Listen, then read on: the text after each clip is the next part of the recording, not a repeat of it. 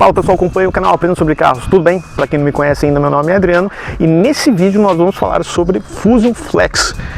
8.000 quilômetros depois da compra. Então o que eu estou achando do carro, o que eu modifiquei no carro e o que eu precisei fazer no carro.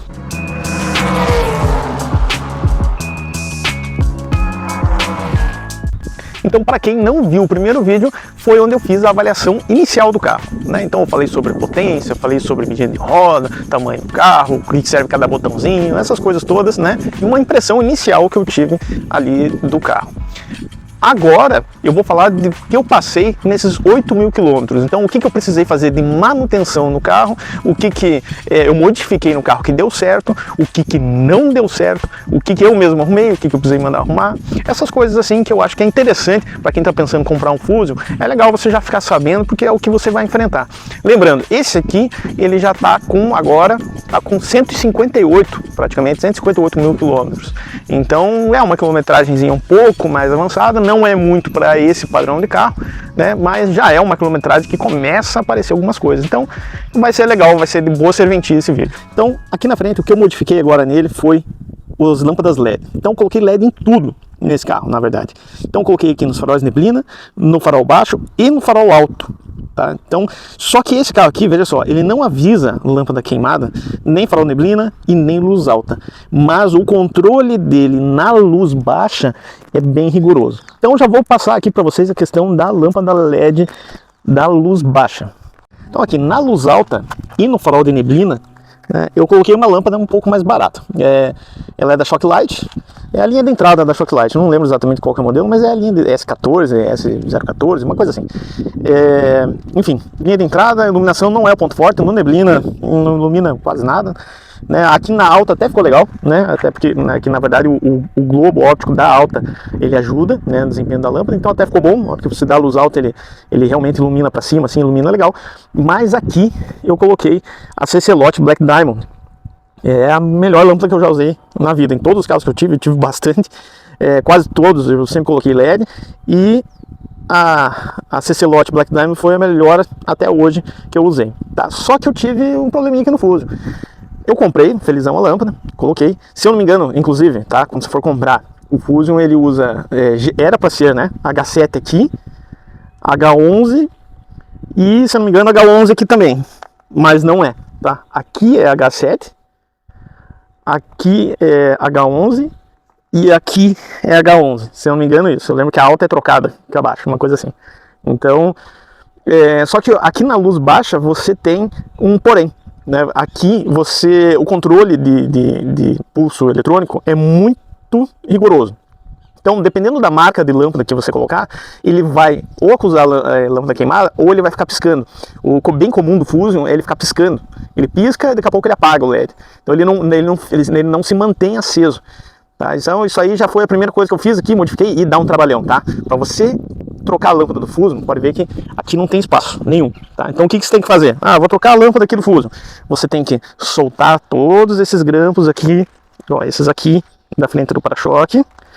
Aí você tem que vir aqui do lado do para-choque, soltar todos os grampos, daí ele tem um parafuso, bem aqui, ó, ligando as chapas aqui, tá vendo?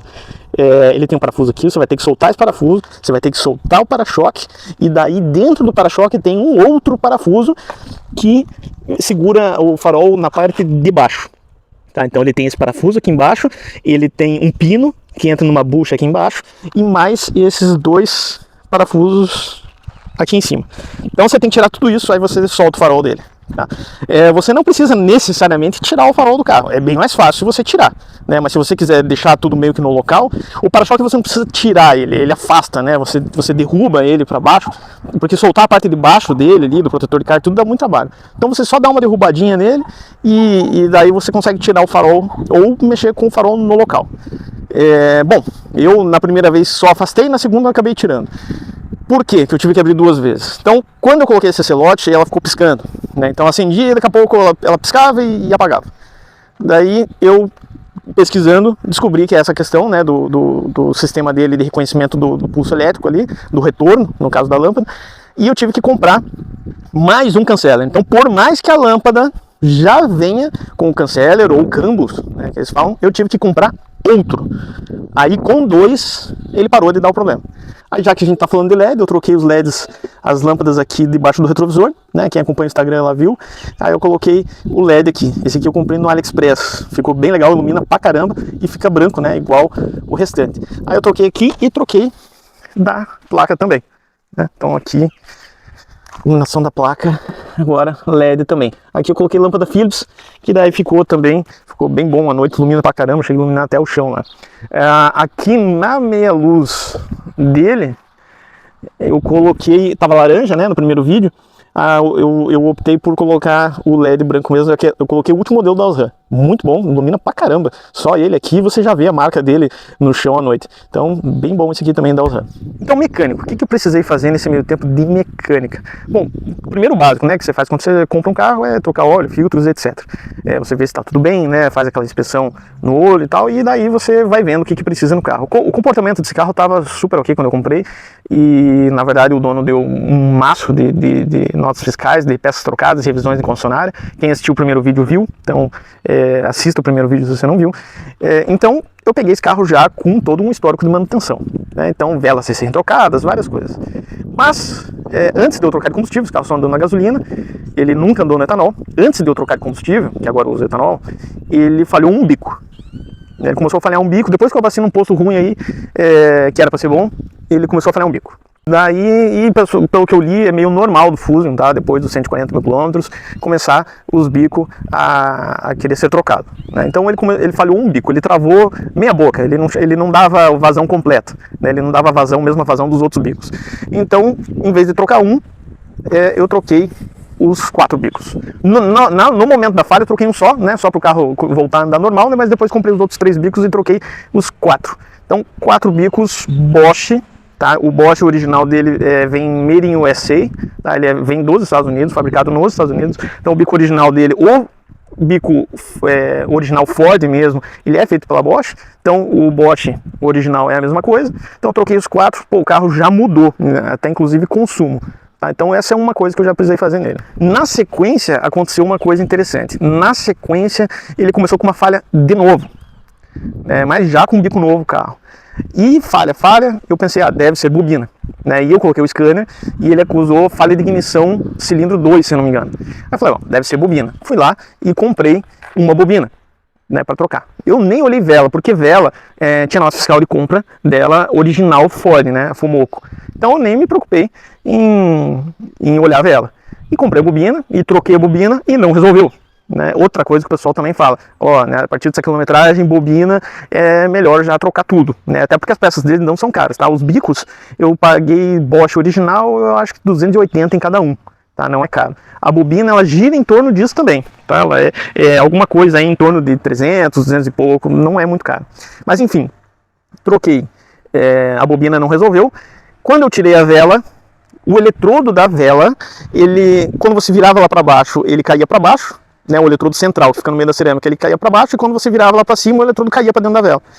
Então, e eu tirei outra vela e estava igual. Aí depois tinha 2 que estava normal. Mas o interessante é que essas velas, elas tinham só 10 mil quilômetros rodados, né? Então aí já levantou uma suspeita, porque como que esse tipo de coisa acontece? Combustível ruim pode fazer isso? Pode. Como esse carro teve um histórico de bico e já na sequência deu o de vela, né, eu tô apostando na gasolina ruim, dar uma pré-ignição ali e deu ruim na vela. É o que eu tô acreditando que possa ter sido. Então agora eu coloquei um joguinho de NGK. E a bobina ficou guardada no porta-mala, porque em algum momento essas bobinas aqui vão começar a falhar. E quando falhar uma, eu já vou pedir as outras 3 e vou trocar todas, porque daí você fica com o carro em ordem. Por enquanto elas estão funcionando ok. Outra coisa que eu fiz foi trocar a bateria, né? Coloquei uma Moura nova, de 60 mesmo, porque ele tava meio esquisitão, tá? Carro Ford, eu vou falar uma coisa pra vocês, eu já tive alguns e o carro começou com uma falha, um comportamento estranho que ninguém acha o que tá errado, troca a bateria. Tá? Uma vez a gente tinha um Escort Zetec que foi trocado tudo no carro, ele tinha uma falhazinha de saída lombada, ele dava uma engolida assim e o carro não ia, foi para tudo que é mecânico, ninguém achava o problema, trocou a bateria e resolveu. sabe? E o problema é a tensão, né? Ela até estava segurando carga, mas ela estava com a tensão baixa. Então, o carro batia, ele realmente, ele estava batendo meio pesado, assim, sabe, a partida. Depois que eu troquei a bateria, que eu vi a diferença. E o Fusion, no scanner completo, que pega todas as funções dele, ele acusa a tensão da bateria baixa. E outra coisa que eu troquei é o famoso coxim do câmbio. Famoso porque eu já tenho um vídeo aqui, né, falando do C4 Cactus, de um problema que eu tive, que ninguém achava o barulho do carro, de suspensão, nem nada, e no fim era o coxinho do câmbio. Aqui se repetiu a mesma coisa, com a diferença que o Cactus tinha nem 70 mil quilômetros e esse carro tem 158 mil quilômetros. Então você vê a diferença de durabilidade de peças de um carro popular e de um carro premium, né? Então no Cactus lá, o coxinho do câmbio já tinha falecido por completo, com nem 70 mil quilômetros. Aqui a gente está falando de mais que o dobro de quilometragem, né? Então o que aconteceu aqui? Ele tinha uns barulhinhos, né? Ele começou a surgir, porque aqui onde eu moro as ruas são ruins mesmo, e o Fusion não é feito para rua ruim, tá? Isso é outra coisa que a gente tem que pôr na cabeça. Comparando com os carros que eu já tive, dá para dizer assim, eu tive um Sentra, que ele é muito macio, e eu já tive o Camaro, que é bem duro. O Fusion, ele está no meio do caminho, então ele tem um comportamento assim de sedanzão, de vez em quando, assim, a maciez dele para passar numa lombada, tudo ele é macio, mas para buraco, essas coisas, ele é bem duro. E ele faz curva pra caramba. Carro que realmente faz curva, suspensão independente na traseira, tudo faz curva muito bem. Mas a suspensão dele não é calibrada só para conforto, né? Se você for pesquisar, realmente a Ford calibrou esse Fusion já um pouquinho mais para esportividade mesmo. Ele é um sedã médio grande, né? Ele não é um sedã grande, ele é um médio grande, porque ele, nos Estados Unidos ele tem o Taurus, que é maior que ele. Então ele é um médio grande esportivo, né? Ele não é aquele só luxo, só conforto, né? Ele tem um toque de esportividade no acerto da suspensão. Então, buraqueira, tal, etc. O ex-proprietário já tinha trocado os amortecedores, coxinha da barra estabilizadora. Eu troquei as buchas de balança, as duas. Troquei o coxim do amortecedor e troquei as bieletas, tá? Uma dica aqui, primeiro, marca, tá? Tem que ser tudo primeira linha, não precisa ser original. O original dele é muito caro, né? É muito explorado, mas tem que ser tudo primeira linha. Aqui as bieletas eu comprei Nakata, tá? Muito boa, porque o pessoal estava reclamando bastante da Axios, disse que não tá aguentando tanto. Aqui eu coloquei Nakata, tá aguentando as ruas ruins aí, beleza, sem um barulhinho, sempre firme. Tá, então eu fiz essa troca da suspensão, mas um barulho persistia. Aí eu já lembrei da experiência com o Cactus e fui direto no coxim superior do câmbio. Para trocar ele é igualzinho do Cactus, tá? Idêntico. Então se você quer trocar o coxim dele, é só se espelhar lá. Esse aqui eu não troquei em casa e não fiz vídeo fazendo a troca dele, porque ele tem um protetor de cárter muito grande, esse carro, e é muito chato de tirar sem elevador. Então esse eu levei no mecânico para ele trocar, porque eu não tenho elevador em casa. Mas é basicamente, você tira aqui a caixa de filtro de ar, você tira a bateria, o suporte da bateria, tira lá o protetor de cárter, coloca um calço no câmbio para ele não descer, troca o coxim, que fica embaixo então aqui da caixa de ar e do suporte da bateria, e monta tudo de novo e pronto, resolvido o problema. E uma coisa interessante sobre esse coxim é o seguinte, até o mecânico, quando ele trocou, ele falou, mas estava bom o coxim. Aí na hora eu pensei, putz, desgastei e não era problema. Porque aqui a gente não tem muito mecânico bom e os mecânicos que são razoáveis, eles estão sempre cheios, sempre cheios. Então eu vou meio que na minha experiência, né? Pedindo as peças e trocando. Às vezes a gente dá uma errada de mão, né? Mas olha só, né? Então, bem diferente do coxim do Cactus, o coxim do Cactus estava acabado quando eu troquei com 70 mil quilômetros. Esse aqui, esteticamente, você olha, não está rasgado, não está nada, né? Você nem consegue mexer, ó, o meio dele. Só que a hora que eu saí com o carro, era outro carro, né, para andar. Outra coisa, né, coxim sempre original, tá? Coxim tem que ser, coxim motor, não coloque paralelo que você vai se arrepender, você vai acabar com o teu carro. O que eu vejo o pessoal, esse aqui do câmbio, os vídeos que eu vi do pessoal trocando, tal, etc, o pessoal deixa chegar no pó, no osso, o cara tirou o coxim, saiu a estrutura e o meio ficou. Uma coisa assim, não sei como é que o pessoal consegue chegar nessa situação, deve ser horrível andar com o carro, né, nessa situação, mas enfim, troque preventivo, porque às vezes é um coxim só que está com problema, se você deixar ele estourando, ele vai estourando todos os outros, porque o peso recai sobre os outros, né, já que ele não está segurando, o motor já começa a ficar mais torto, começa a balançar mais, começa a estragar os outros. Então troca preventivo, se você vê ali que é a quilometragem. Então a gente já viu aqui que na verdade essa questão de quilometragem, o Fusion, 150 mil, 140 mil é quilometragem de trocar várias coisas que já são um pouco mais caras. E até é legal a gente abordar esse assunto de quilometragem, né? Porque eu vejo assim o pessoal falando, não tem problema você comprar carro com quilometragem mais alta, porque o pessoal fica indo atrás de quilometragem e acaba se ferrando, só quer quilometragem baixa, o carro depois de 100 mil não acaba, etc e tal. Realmente, né? Você vê, eu comprei um carro com 150 mil quilômetros, né? Eu não tenho problema nenhum com isso, só que você tem que ter consciência do que você vai enfrentar. Né? Então aqui um carro com todo o histórico de manutenção e olha só o que eu fiz, né? E assim, histórico recente, eu comprei o carro com 149 mil quilômetros, com 143 mil, 145 mil tinha nota fiscal de manutenção no carro, né? Então um carro que vinha recebendo manutenção constante. E mesmo assim, olha só quanta coisa eu tive que fazer no carro, né? Porque também eu gosto de andar o carro 100% em hora. Pra mim não tem esse negócio de carro que, vou viajar, então peraí, tem que encostar meu carro no mecânico para poder viajar. Não, meu carro, quer viajar? Entrou, abastece e viaja. Então, nessa questão de quilometragem, você tem que ter ciência assim, um carro com baixa quilometragem, se fosse um Fuso com até 100 mil quilômetros, 90 mil, 80 mil, não ia ter nada para fazer. No máximo óleo, fluidos, um óleo do câmbio ali, né, que é bom trocar ali antes dos 100 mil, ou até antes nesse caso, uma pastilha, uma coisa assim, ok, né? Mas não essas coisas. Então, quanto maior a quilometragem, por mais, esse carro não tem um retoque, não tem nada, nunca bateu, excelente, carro, estrutura ok, mecânica a gente dá um jeito. É isso que eu sempre falo para as pessoas. O carro tem que ter estrutura e tem que ter documento, né? A mecânica, essas coisas, dependendo do que a gente está vendo, a gente vai fazendo, né? Se o carro for bem cuidado, a gente vai fazendo, mas estrutura e documento é o principal. Então, tudo bem você comprar um carro com quilometragem mais alta, mas você tem que ser consciente e procurar mais do que aquele com quilometragem baixa. Não que você tenha que sempre ir pela quilometragem, que acho que o que o pessoal quer dizer com esse negócio de quilometragem é que não adianta você comprar um carro com quilometragem baixa que foi maltratado, que foi batido, que o trem passou por cima, tudo, mas o carro está lá, 30 mil quilômetros. Esse aí não adianta você comprar, que você vai se incomodar muito, 1000 vezes mais do que comprando esse aqui. Esse aqui ele não me deixou na mão em nenhum momento, né? Isso é também muito importante, porque não suporto ficar na rua com o carro, já fiquei muito na minha vida. Então ele não me deixou na rua em nenhum momento, ele começou uma falhinha, mas continuou andando. Isso é muito importante, né? Ele continuou funcionando, continuou andando, fui no mecânico com ele rodando, trocamos o bico, saí com ele rodando, né? Tudo normal, tudo tranquilo. Então aqui no interior dele agora, né? O carro, olha só, uns quase 160 mil quilômetros, né? Mas interior bem cuidado, claro, um desgastezinho leve aqui no banco do motorista, o que é bem comum, né, para questão de quilometragem, mas não tem banco rasgado, não tem nada quebrado. Então, quilometragem alta, mas super bem cuidado. O volante não tem um desgaste, nada.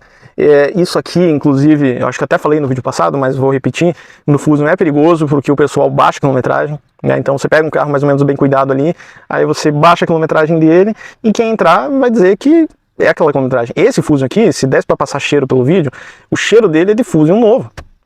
A qualidade dos materiais, os materiais dele soltam o cheiro ainda até agora, né? Então é impressionante. Esse carro, que se eu baixasse ele para 80, se eu fosse um picaretão e baixasse ele para 80, 90, qualquer um ia acreditar, porque realmente o carro é muito bem cuidado, não tem um retoque, nada, então, enfim, ia passar. Então cuidado com isso aí, ó, alavanca de câmbio, não tem desgaste, nada, a coifa não tem rasgo, nada. Então o carro, quando é muito bem cuidado e cai na mão do picaretão, é um problema. Bom, aqui dentro, o que eu tive de problema aqui dentro? Grave nenhum, né? E tudo funcionando sempre perfeito. Agora, o retrovisor começou a fazer um barulho muito chato de vibração. Nossa, mas é muito chato mesmo. Tanto que até fiz, se não me engano, fiz um shorts, fiz um Reels pro Instagram também, eu arranquei fora, de tão chato que tava. E daí o que eu fiz? Bom, eu primeiro tirei aqui o espelho, né? Tirei o espelho aqui, arranquei, aí coloquei carpezinho em volta, espuma, o caramba todo, fixei a placa eletrônica que estava solta lá dentro, porque esse carro aqui já teve para-brisa trocado. Né? Então, provavelmente batida de pedra, enfim. Então, daí você pensa, mexeram aqui e tal, então soltou, montava e continuava o barulho. Aí eu fui ver que lá nos Estados Unidos, né, eu só achei vídeo americano. Lá nos Estados Unidos os caras estavam tendo esse mesmo problema e era uma vibração aqui, ó. Eu coloquei carpê aqui para ver se parava e fiz de tudo. E na verdade o problema era num grampo que prende ele no vidro. Tá? Então esse grampo ele cria uma folga lá dentro. Ele cria uma folga e daí ele fica vibrando. Então o que eu tive que fazer? Tirar ele, você coloca uma chave por aqui, apoia com um pano, alguma coisa, né, uma espuma, você põe uma chave por aqui, uma fininha, dá uma pressãozinha, o retrovisor escorrega para cima. Aí dentro do retrovisor você tem esse grampo, você dá pressão nesse grampo, você vai ver que ele está frouxo, você dá pressão nesse grampo e encaixa de novo, pronto, zerou o problema, nunca mais vibrou, tá? E tudo funcionando perfeitinho. Outra coisa aqui é o banco do passageiro. Ele tá me incomodando um pouco com relação a barulho, tá? Não quando não tem gente, mas quando tem gente, ele faz um barulhinho chato, um quick aí, um barulhinho agudo, bem xaropinho. Então esse aí eu vou ter que tirar ele para ver. Não fazia quando eu peguei, mas agora tá fazendo. Às vezes é por causa das ruas ruins, às vezes é algum desgastezinho mesmo, né? Mas não dá para saber. Uma coisa que o pessoal tava falando muito no primeiro vídeo, que eu disse, o Fusion não tem recolhimento do retrovisor. Aí os caras, não, o teu tá com defeito, ele tem sim, etc e tal. Aí eu falei, bom, o meu não tem. Então vou mostrar aqui, ó. 2013, 14, esse carro não veio com rebatimento do retrovisor. Então aqui seria o botão que teria parte dele o rebatimento, tá? Então ele não tem. 2015 para frente, então 2015, 16, ele já tem de série. Aqui era opcional, é tipo teto, ó. Não tem teto, mas você acha Fusion Flex com teto. E você acha até inclusive Titanium sem teto. Então é isso. Outra coisa, não tive tempo de lavar o carro, só passei uma vape bem rapidinho para fazer o vídeo, porque senão não sai vídeo, né? Vocês já viram quanto tempo faz que eu não gravo um vídeo, então tá sujo mesmo aqui, ainda mais aqui região litorânea, na areia não tem como fugir. Então agora vamos ver o consumo dele, como é que tá fazendo. Bom, pelo que eu tenho observado mais, ele tá fazendo no etanol agora, tá? Ele tá fazendo em torno de 9 na estrada subindo serra.